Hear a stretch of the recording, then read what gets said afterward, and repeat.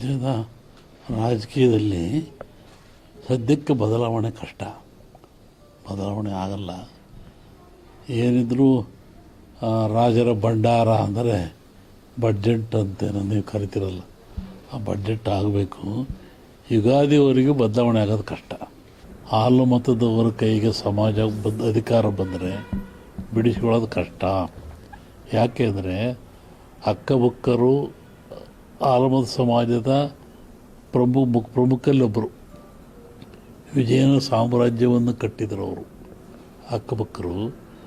ಆ ನಂತರ ಛತ್ರಪತಿ ಶಿವಾಜಿ ಆತ ಆಲಮದ ಸಮಾಜದವನು.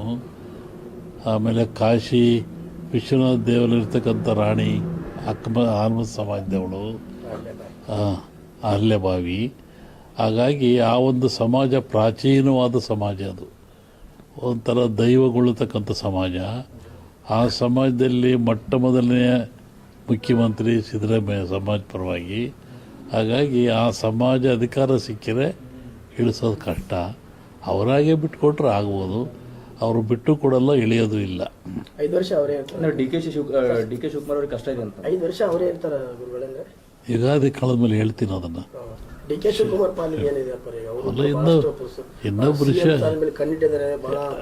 ನಮಗೆ ಭಾಳ ಬೇಕಾದವರೇ ಪರಿಚಯವರೇ. ಅದು ಈ ಪ್ರಸಂಗ ಹೇಳುವಂಥ ಪ್ರಸಂಗ ಇಲ್ಲ ಅದ್ರ ಬಗ್ಗೆ. ಪ್ರಧಾನಿ ನರೇಂದ್ರ ಮೋದಿ ಅವರು ಮುಂದುವರಿತಾರ? ಅವರು 75 ವರ್ಷ ಆಗ್ತಾ ಇದೆ, ಮೊನ್ನೆ ಸೆಪ್ಟೆಂಬರ್ಗೆ ಆಗುತ್ತೆ.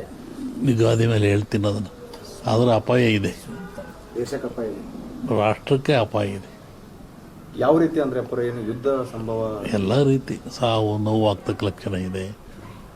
ಒಂದಿಬ್ಬರು ಮಹಾ ವ್ಯಕ್ತಿಗಳು ಸಾಯೋ ಲಕ್ಷಣ ಇದೆ ಅದರಲ್ಲಿ.